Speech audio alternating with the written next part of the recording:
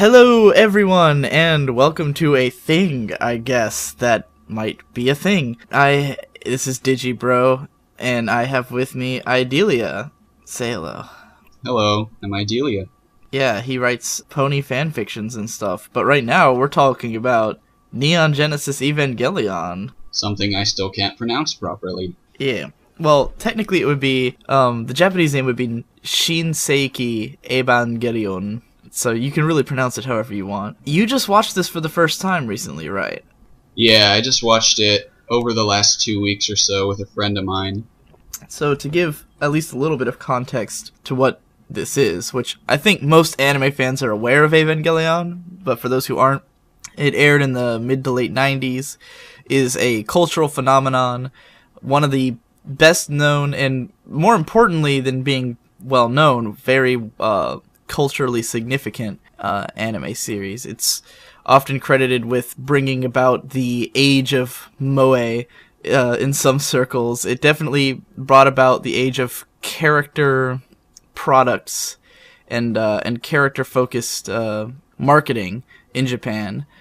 So, yeah, pretty big deal for anime. Very psychologically deep series. Lots of people have analyzed it, and yet, if you actually go looking for Neon Genesis Evangelion analysis, you won't find as much of it as you hope for, and the series is very open to interpretation. The series creator, Hideaki Anno, likes for people to choose their own interpretations. He tries to claim that he has no ideas about the show whatsoever. He's like, I just made shit up. It's up to you guys to come up with meaning. So, yeah, that's what we're here to do, I guess. That's such an interesting way of like going about creation. Just being somebody who does things and thinks about ideas. I can't honestly imagine sitting down and being like, well, I have an idea for a story, but I don't know what it means at all. I don't know what I'm trying to do with it. There's no themes here. I just want to, present events. I'm certain there were, but at the same time, I've gotten the impression from Hideaki Anno that he changes his mind a lot. Like, that's the kind of character I sort of get from him, is that he'll go back on things he's said before. He'll change his mind. He'll say at one point that something is meaningless and another point that it's not. And I think what it really comes down to is that Evangelion is such like a big pool of ideas. It has lots of themes, but they're not really central. You know, there's just lots of shit in it. I feel like it pays homage to so much stuff, and it just is like, it's kind of a clusterfuck, which most anime is. There's not a lot of anime that's really focused on like a central theme, the way a lot of like American or Western movies or customary storytelling would be. There's definitely a difference in the way that Eastern storytelling structures itself as opposed to Western, I would say. There's a lot less focus on being tight and like together and like, beginning, middle, end and character arc development. It's more like there's a lot of stuff and it's all just kind of there, and it happens to have interesting character arcs or things like that, but for the most part it's a lot more of a melting pot sort of approach. Yeah, what did you think of Evangelion watching it for the first time? For the first time, I kind of thought, at first it was, I was like entirely consumed with the frustration of Shinji's character for like the first 6 or 7 episodes, because I had like certain impressions about what I don't know how to pronounce it, Evangelion was. Mm-hmm. So I came into it kind of being like, well, all we really know up until like episode 6 is that Shinji is the main character, and you have the supporting characters of Kusuragi and Ritsuko and his father, but you don't really ever get a heavy feeling that he's actually forming any meaningful connections with these characters, except for Kutsuragi after a while, or Katsuragi rather. So I was just kind of like, I don't know whether this is supposed to be a cool show about robots fighting cool things that are trying to destroy the world, or if it's trying to be this like existential introspection to this character that I can't really entirely relate to at this point. But I think after a while I sort of picked up on the dynamic that they were going for, because it is a totally different dynamic than anything else I had really watched before. And so I picked up on that like odd tonal unnerving dynamic, and I started to dig into it. And once you started to see a little bit of character progression, I started liking it a lot more. Until I got really, really invested in each of the characters, and I felt like even with Rei, I felt like I knew who they were supposed to be as characters to some degree, and that's when I really started like really enjoying it as a series. So do you think going back through it, you'll enjoy it more, like retrospectively knowing about the characters, like where they're coming from? I think so, especially so recently, because I think especially all those like moments with Shinji in the very early episodes where it's just like those long blank cuts with him sitting there thinking about stuff or being, rejecting like all this importance that's being bestowed upon him by other characters. I think that's going to have a lot more context and meaning this time around. Yeah. It's interesting to note that Shinji himself is probably the most divisive element of the show. He's had a famous backlash the entire time that the show's been around, especially in the West, where people make fun of him for he doesn't pilot the robot, There's this classic comic that used to float around the internet where it was like the badass manly Shinji, and he like shows up and he immediately is like, fuck yeah, giant robot, I'm a pilot that shit. And then he also like just immediately like gets with all the women in the cast like in that room. He's like, oh, Rei, hell yeah, like gets on her, gets Misato, and like it's just this, super manly version of him, which is the exact opposite of the entire point of Shinji, which is that he's a completely reclusive, introspective, can't deal with people kind of character. It's interesting because for me, I actually watched Evangelion when I was 14. Mind you, Shinji is 14. Yeah. And at the time that I watched it, I was 14 and I felt exactly like Shinji did. I completely related to him because I had no friends. I didn't talk to anyone.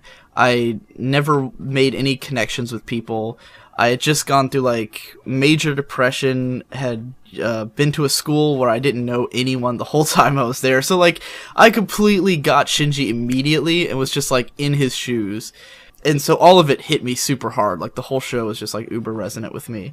And it's interesting to note that a lot of it really comes down to like how people see Shinji is really a lot of how well they can relate to him. And I realized that rewatching episode 1, they don't explain much like outright. It's very show don't tell in terms of characterization in that episode. Like you never hear, oh, Shinji doesn't really talk to people. The most you get is Misato saying, oh yeah, he's got the same cold nature as his father, like... Yeah, seeing that the second time around, I was like, ooh, really? She said that? She caught it, like, immediately, I know. So, just because he just kind of... And there's this great theme that's set up in episode 1 that's one of those that'll completely go over your head if you don't know to look for it, is that he talks about maturity with her. Where he accuses me, it seems like just innocuous dialogue where he accuses her of, or she says, I expected you to be cuter, and he's like, I expected you to be more mature. And that sort of commentary on maturity, not just in Evangelion, I feel like it runs through like all of Gainax's shows, the studio that makes it, because if you ever seen FLCL was directed by the guy who's the understudy of Hideaki Anno, the director of Evangelion, and FLCL's the entire plot is about that, like just like that conversation could be stretched out to the entire storyline of FLCL, where it's about the main character he expects adulthood to mean maturity, and he doesn't know how to like liven up and embrace his own childishness or like recognize his own childishness. And Shinji kind of has elements of that where he seems to know that he's a kid, that he's young, but he kind of expects adults to be more mature to make the decisions for him, Yeah. And I think that's part of why he's so upset when he gets to the NERV headquarters, because I feel like Shinji thinks the adults of the world owe him something, And I don't know if that's made evident through episode 1, but there's definitely this sense of he came there because he thought his father owed him something, and he did not get what he came for. He thought his dad was going to maybe apologize or something, or maybe try to reconcile, or maybe they were just going to talk for once, and instead his dad's like, yeah, you got to pilot this fucking robot, Yeah. Really? Because, like, I mean, I can totally get where you're coming from with like that he feels like he owes them something, but Right. it's more. I always thought that he just like didn't. He was like just a natural follower, and he didn't like making the decisions himself. Yeah, that too, definitely. Because he does start following, like, he basically follows along with the other characters in the show as well, when it comes to, like, Asuka and Rei.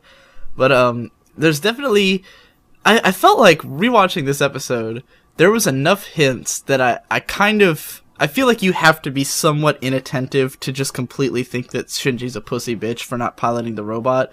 But I understand viewing it inattentively, because when they're in the car going down into Nerve headquarters, it shows the note that his father sent him, and it's literally like the words "come here" scribbled on a scrap piece of paper.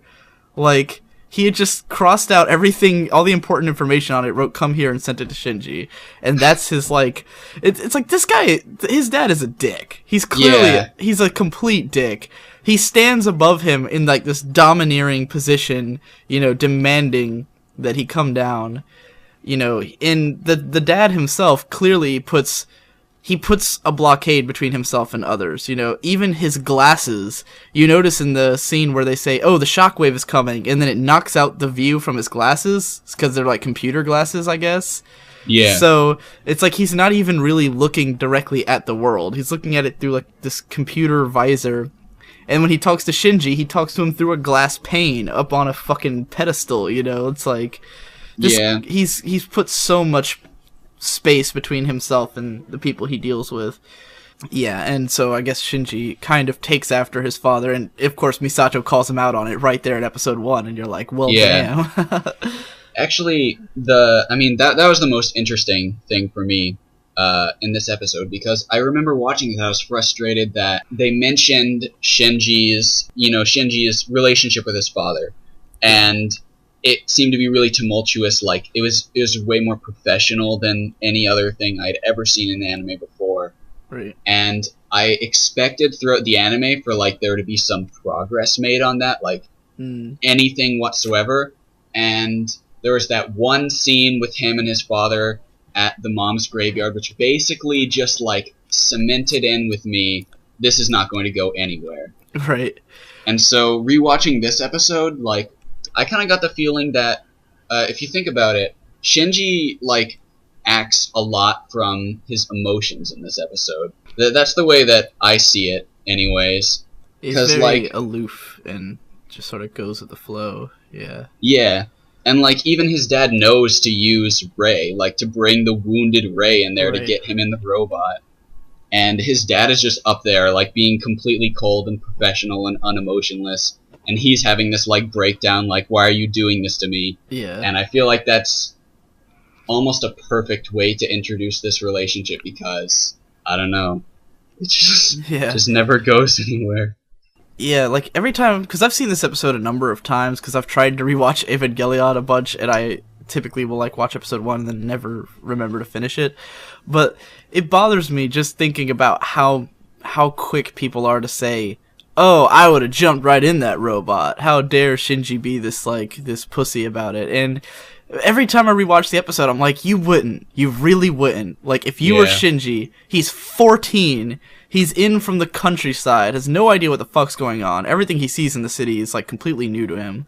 You know, he's never even been to the underground geofront. He's, like, he's shown a giant robot he's never seen before, and he's like, oh, you have to go save the world. You'd be like, fuck, what? You know, like, what are you telling me right now? Like, no. I could not see myself jumping into that robot seat all willy-nilly thinking I was gonna save the world, you know, like, I'd be shitting bricks. The minute that N2 mine went off, I'd be shitting bricks. Yeah. And people are always like, oh, he should be piloting it. And I think the issue there is just that too many people come to anime for wish fulfillment, or, like, what's the other word for that? Being, like, experiencing it, vicarious... Immersion, maybe? Yeah, immersion, stuff, something like that. People want to see on screen what they want to experience themselves. And Evangelion is not a show that's meant to say, oh, if you have a fantasy about piloting giant robots, this show is for you. It's not that. It's not escapist. That's the word I'm looking for. Right. It's not an escapist work, and people come to it like, oh, giant robot shows are all about, I like to see giant robots fighting, and it's like, that's not what this one's about. Not really. It's about psychosis, really.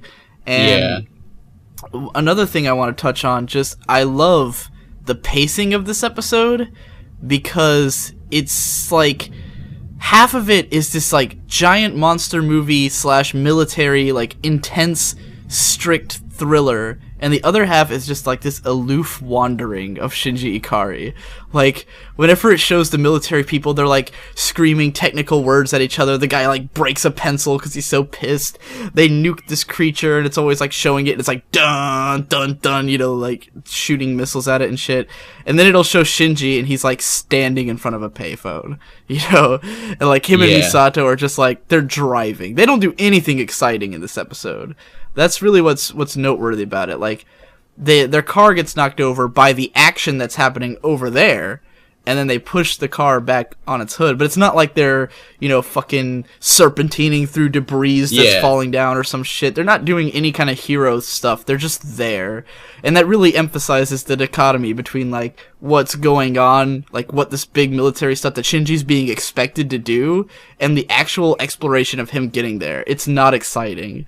He has not experienced anything that would get him into big, dumb action hero shoes. He's just kind of been aloofly wandering to the place. And I think it's really interesting to point that out because, like, general narrative structure, if you're talking about, like, tension throughout a story, especially the first part of a story, you see, like, a roller coaster curve, almost. You want, like, spikes in tension followed by, like, lulls in tension to make the next spike more poignant. Right. And it's really weird because, actually, I didn't really notice that in this episode. And I don't think that's a testament to them doing it badly. In fact, I think that's a testament to them doing it goodly, because goodly is not a word, but because doing it well. Yeah, You're supposed exactly. to be a writer, Idylia. Come on now. I'm sorry. No one's gonna let you edit their fanfic.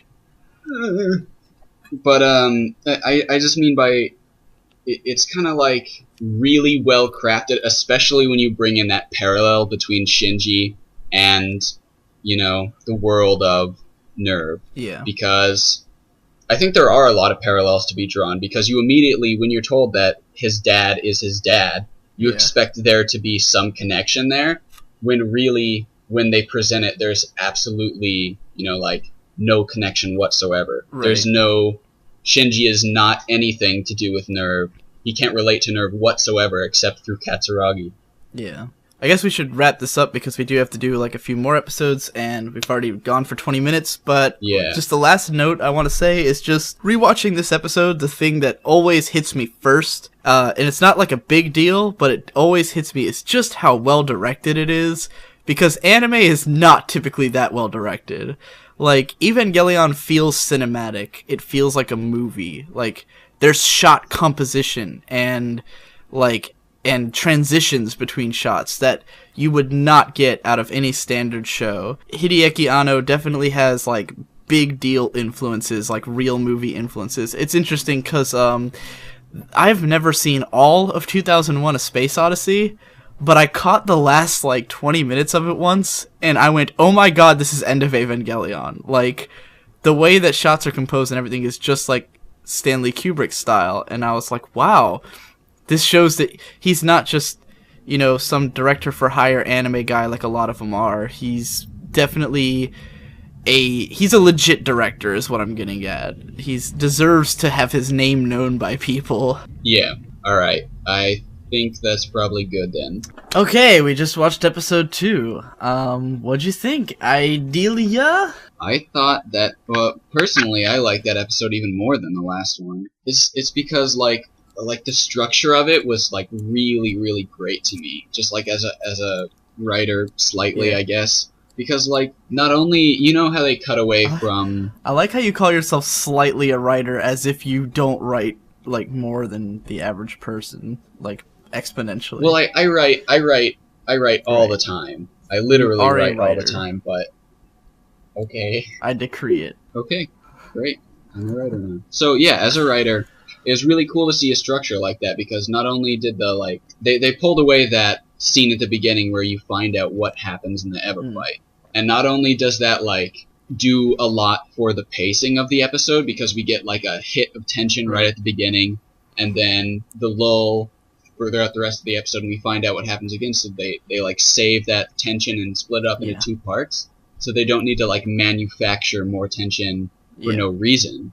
And it also like sets up the episode immediately with intrigue. Like there's a lot of stuff we don't know, and even after we see that part with the robot, it asks us more questions. Instead of starting off going, oh, we saw that cool action scene, now they're winding down, we spend the whole time going, what's that wound about? Why is there a hole in that building? Why are they putting the Eva's face back on? What happened? Yeah.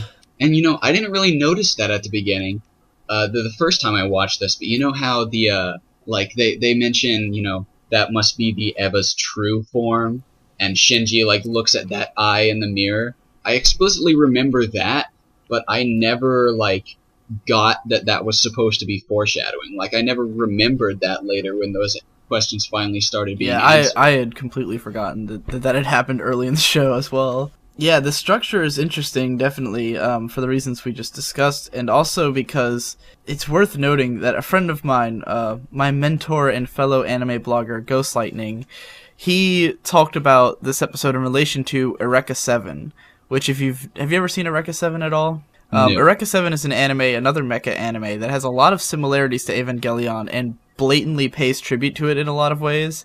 And the second episode of Eureka 7 actually copies the structure here. It does the same thing where it cuts away during the action scene, then comes back later to show you this big finisher. Though I think with Eva, part of it, it's not just about the saving the tension and everything, which is a great reason to do it, but it also creates a lot longer of a time that we're still thinking of the Eva as just a military robot. We have no reason to believe it's anything else.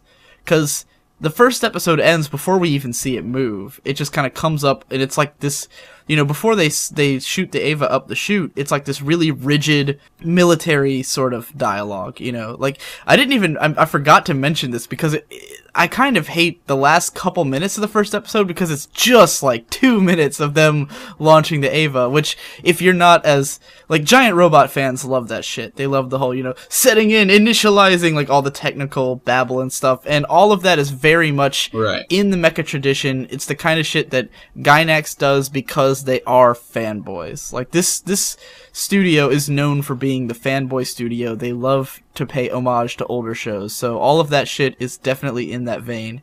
But you see the Eva come up, and it's just and then he starts piloting it at the start of the episode, and it's just a piece of shit. He's just getting railroaded, and so he gets his ass kicked, and then he looks like he's left for dead. And then it's so unexpected, because you don't know what happened, you don't know how he beat the angel, but it seems like he just got fucked up. So when you finally see the battle, and it's oh shit, the Eva actually went into this berserk mode and fucking destroyed that thing. And it's the total opposite of how any giant robot moves in any show. If there's one thing that I think Evangelion really almost pioneered, it was making the giant robots feel completely different from how they usually do. They're not clunky. They're thin, they're agile, he runs, he jumps, he kicks things in the face, does flips, and fucking tears shit apart. He's scary as shit, too. And then there's something else I wanted to bring up, and I just wanted to clear this up early on, before, you haven't brought it up yet, so I figured you didn't think much of it, but the religious symbolism in the show. A lot has been made about it over the years. People have said so much shit about the religious symbolism, and Hideaki Anno completely was it has no meaning whatsoever. He's I did not think about that at all.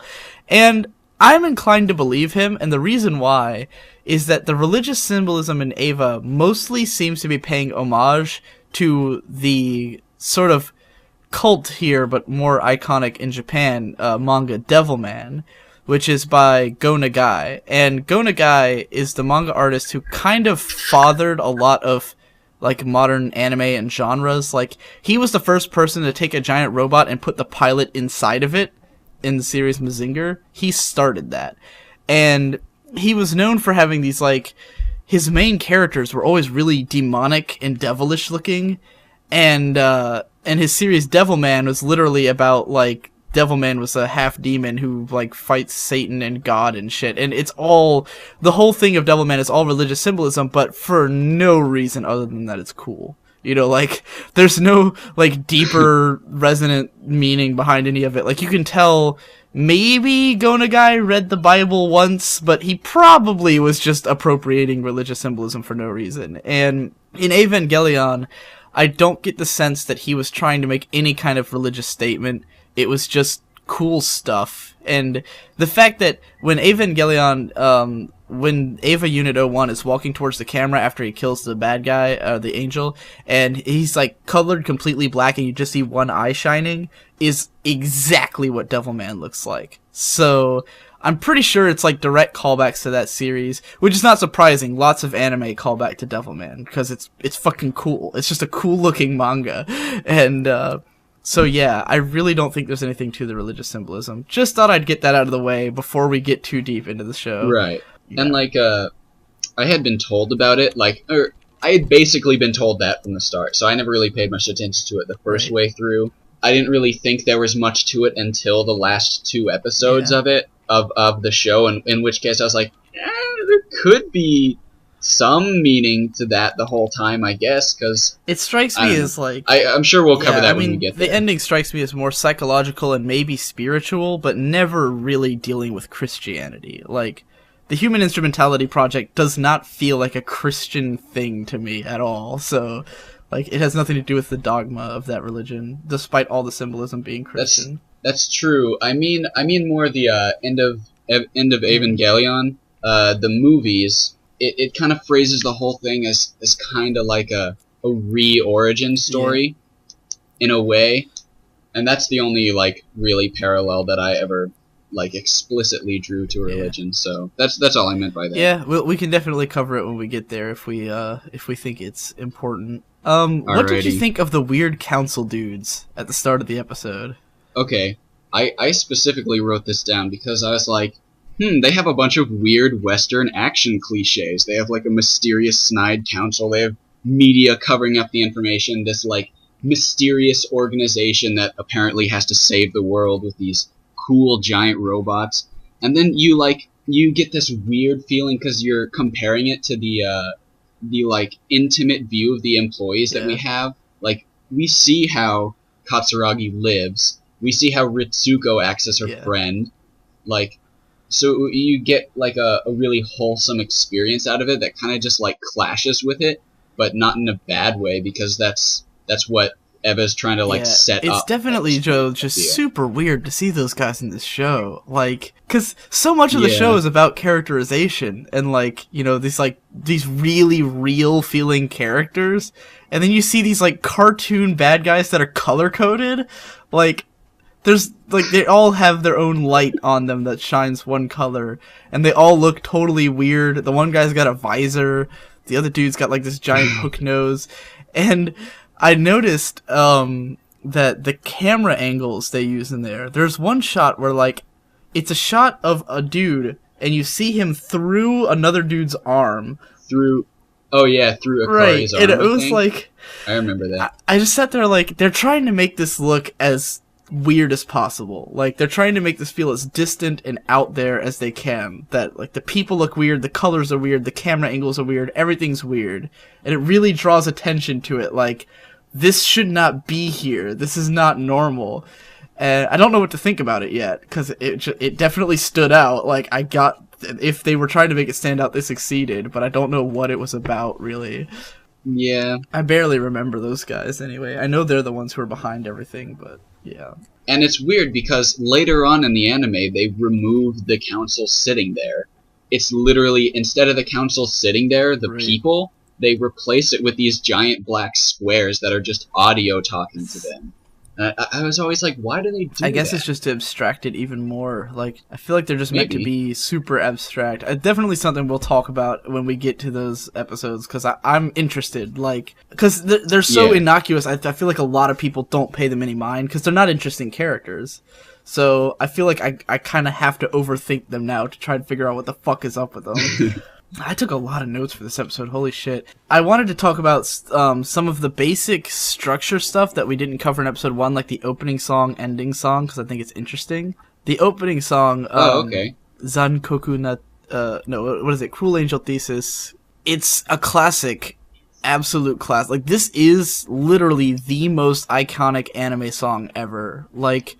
You can debate whether or not Neon Genesis is the most iconic anime, but there's no question that Cruel Angel Thesis is the best known, best remembered song in anime history. And it's very interesting to me because it feels at once so 90s, but at the same time, timeless. You know, like, you can listen to it today and it's still cool, but it's definitely got a 90s vibe to it. And worth noting, the girl who did that song has done she did the ending theme to Shakugan no Shana, which is another great song, and it's kind of like, cause, the Eva opening is like this burning spirit young man kind of song, and the Shana ending is the female version of it. Like, the burning spirit young female version of the song. It's fun to compare them, but that's totally irrelevant, but I felt like bringing it up. The ending song is Fly Me to the Moon by it's originally a Frank Sinatra song, right? Yeah. And if I'm not mistaken, every single time it's different in the ending. Yeah. Which is interesting. I don't really know why, but it's different every time. It's an interesting choice. I don't know. Maybe there's some parallels there between like the tone of the episode and the way they change it or something like that. Yeah, that could definitely be true. I think it's even sometimes different voice actresses who sing it as well, maybe. I'm not entirely sure. I think it might be Rei Ayanami's voice actress who sings it most of the time, though. I definitely think it changes at least once or twice. And I know they changed the entire color palette of like the outro once or twice just from watching it recently. Because me and my friend pointed it out, like, is this changing every time? We didn't even realize it was changing until... I don't know, 3/4 of the way through. It's just such an odd song to be in Eva, and I think a lot of people forget that it is, in fact, in Evangelion, you know, that it's Fly Me to the Fucking Moon by Frank Sinatra, sang in English by Japanese voice actresses, by the way, which also kind of cracks me up. And especially because they did this, by the way, have you ever played the game Bayonetta?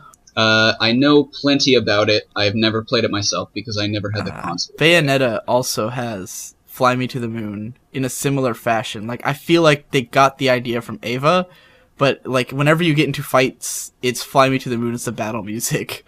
But really? It's like no joke. Awesome. It's like this Japanese, or I think it's Japanese girl singing in English again, but it's like a more active, battle-y sort of Fly Me to the Moon. But yeah, I guess it's a really popular song in Japan. There's always a number of like weird tracks that you'll see appear in anime, and Evangelion also has more songs that are in English that don't sound like anime music in the movie, especially Come Sweet Death, which if we do the movie, we're definitely talking about the song because I love it. One of my favorite songs, actually, which is a 7 or 8 minute like canon in D, like, restructuring song. Anyway, that's not for now. I just wanted to bring up the opening and ending songs.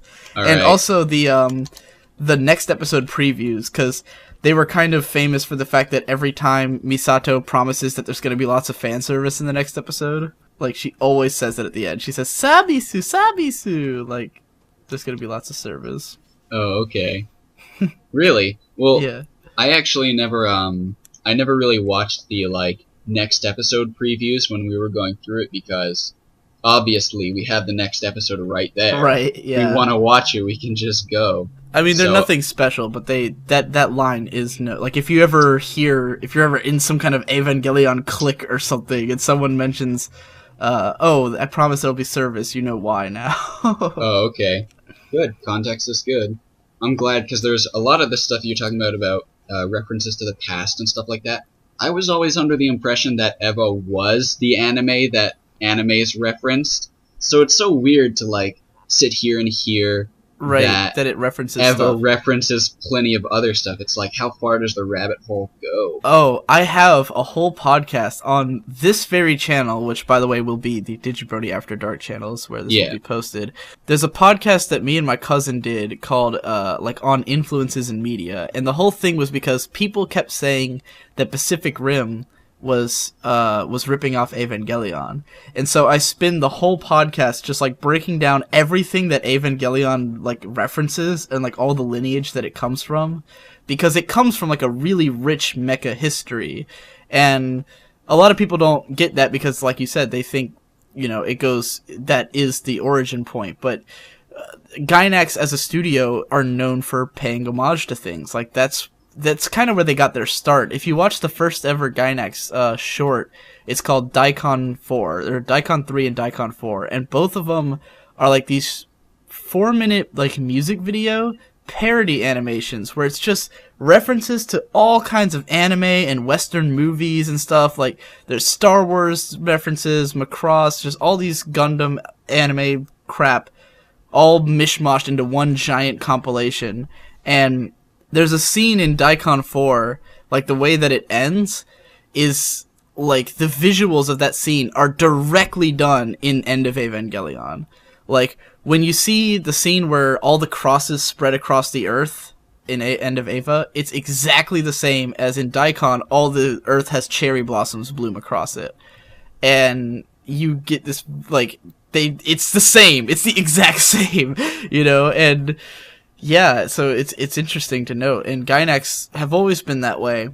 And they had the same director, Hideaki Anno, was like the chief director of the studio for all the way up through his and her circumstances when he left working on that show. So Eva definitely calls back to a lot of stuff. And not all of that context is important to understanding the show, but it's definitely important to understanding the lineage of the show if you ever wanted to get into what does Eva reference and what references Eva, because there's so many people who think that everything's ripping off Evangelion when oftentimes they're really ripping off the same thing Eva's ripping off, which is some older, you know, more obscure thing. But yeah. Yeah. One thing I really wanted to talk about again is seeing this again so recently, I'm picking up on a ton of the foreshadowing that they've been doing. Right. That I just never really noticed the first time through, and specifically there's this line that Ritsuko says to Katsuragi about how his cranial nerves, Shinji's cranial nerves, might have been damaged. Right. And Katsuragi goes like, "Don't you mean his heart?" And I kind of like sat there and was like, I think that's a pretty like ample explanation of what Katsuragi and Ritsuko's relationship is like. You know, the brain versus heart dichotomy that they get going basically up until the breakdowns near the end. The big thing I caught, like what most of my notes pertain to actually, is that Misato is the most mature and the most empathetic character in this show. That's what sets her apart, is that all the other adults don't really seem to empathize with Shinji, or if they do, they're doing it in like an ass-backwards kind of way. Like, they expect him to grow up on his own. They're hands-off about it. And Misato's the only one who looks at him and goes, this kid is not, he's not ready. Like, he's not grown up.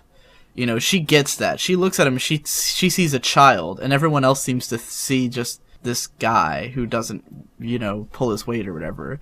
She's the one Shinji's like, oh, I can live alone, and Misato's the one who stands up like an adult and says, no, you're a child, you're coming to live with me, you know. And she welcomes him home at one point. I love when he steps into her house, the lines that they say, he says tadaima, which means like I'm home.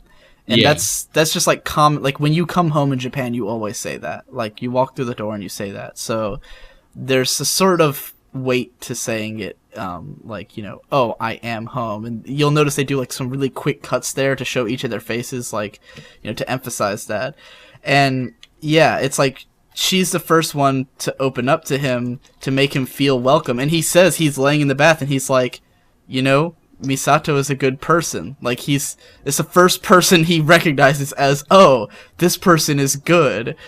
And yeah, you kind of feel that way. Like she's great. She's really great. Like watching this show as an adult, immediately my favorite character is her, just because she's just so good at the way she handles Shinji.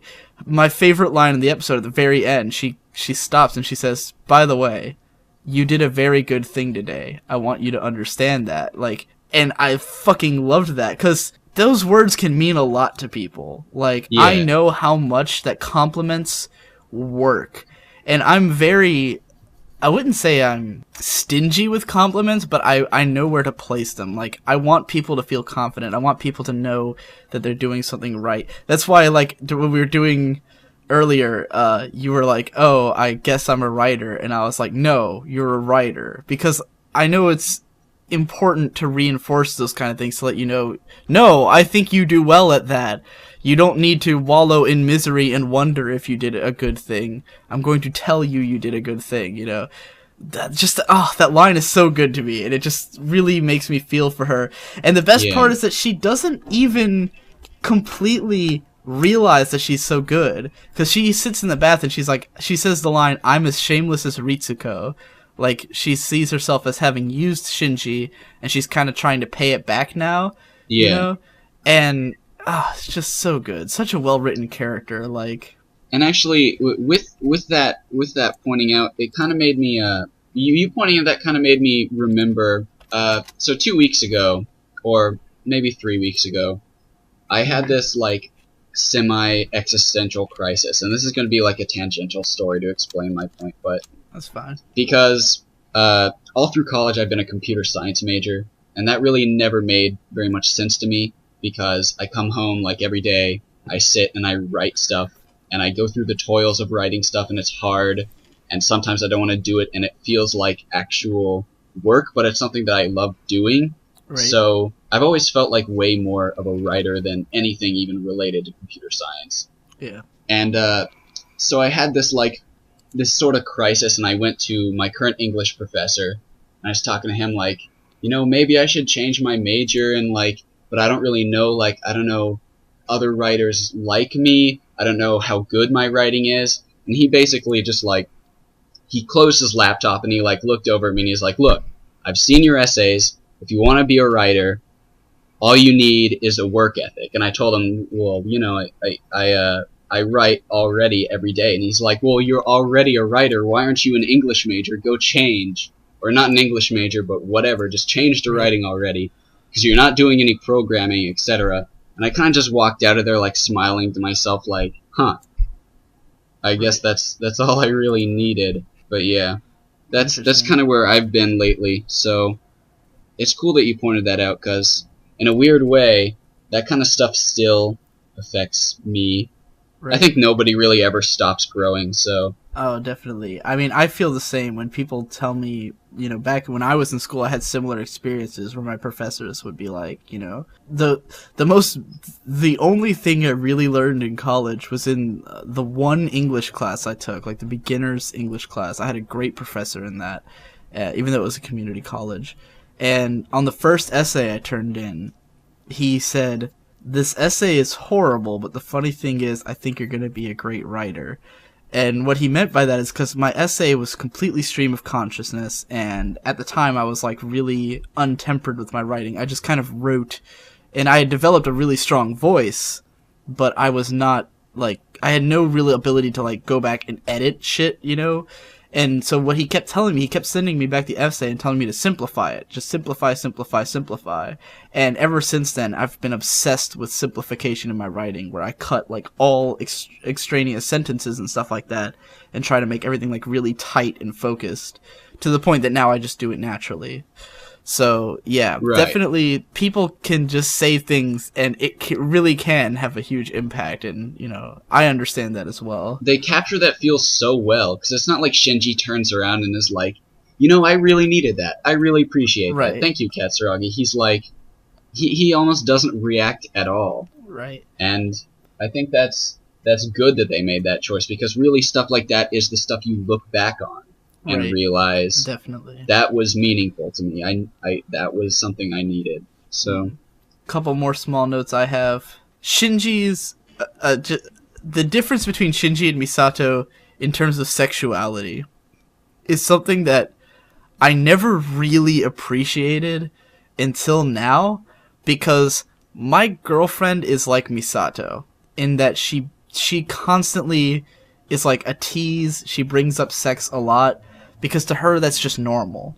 You know, like she doesn't really have any reservations or embarrassment about it. And Shinji completely has nothing but reservation and embarrassment about it, you know? And it's sort of represented at this early stage of just like Shinji's a child, she's an adult, but I feel like there's more to it than that, where, you know, because we definitely see a difference between like her and Ritsuko, where Ritsuko is not openly sexual and kind of chastises, you know, her for being that way. And I feel like there's something, I don't quite remember exactly what happens throughout the show, but I feel like there's definitely something to this. Like there's a reason that she's so sexually open. And Shinji, it's funny because he just kind of passes it off as, well, she's just her, you know, he doesn't really get upset about it. He's just kind of embarrassed. Yeah. But my favorite moment is she gets up on the table and she says, "Isn't this nice?" And he looks right at her boobs, and then she says, like, "Being together like this," and he's like, oh yeah. Like, he totally thought she was implying that, like, her boobs in his face were nice. And then the only other random note I have is that this show has a lot of mechanical porn. Just awesome, like, there's a scene where they're standing around and it's like this giant clip is loading, like these huge fucking bullets are being loaded up this conveyor belt, and there's like giant guns being shipped everywhere, and everything has like labels on it, like detailed words and everything of like the manufacturer and stuff like that, you know. I feel like if you're a military nut or you're like a giant robot nut in that way, you're gonna go crazy for the show. And as I remember, there is a military nut character who shows up in like the next episode, so yeah, it's doing it on purpose. You know, they're definitely like, the people making this show have like a mechanics fetish or a military fetish, and that's why there's so much of that in the show. That's all my notes. If you have anything else to say, I think the only things that I have are we never really mentioned Dad and or Shinji's dad and Ritsuko's talk about Rei. Yeah. I thought it was really cool because they were standing in the room, the shattered room of the failed experiment with Unit 00. Which we don't even know about yet. Exactly. Supposedly. It's more foreshadowing that I didn't even pick up on the first time, which is weird. Definitely a lot of stuff in the show that pays rewatching, you know? Yeah. Which is probably why so many people say that they don't get it until they rewatch it, because it's definitely a show that expects you to be taking notes, and it's almost like it's disappointed when you don't, you know? Yeah. Like, and then you kind of have a, oh shit, because I think most people watch stuff so passively that we only go back to watch stuff really actively once we know we're supposed to. You know, like, once we've gone, oh shit, I should have been paying attention, let me go back and watch it again, you know? I think that's why people get so shocked a lot of the times with my My Little Pony analysis, like, just because I'm watching it actively, and it's not that hard a lot of the times to pick up a lot of the stuff that I talk about, but people will be like, I didn't understand any of that when I watched it, I just thought it was cute and funny, you know? And it's just like there's such a huge difference between paying attention and just kind of watching, not knowing what's going on. Yeah. Alrighty, I think that's that then.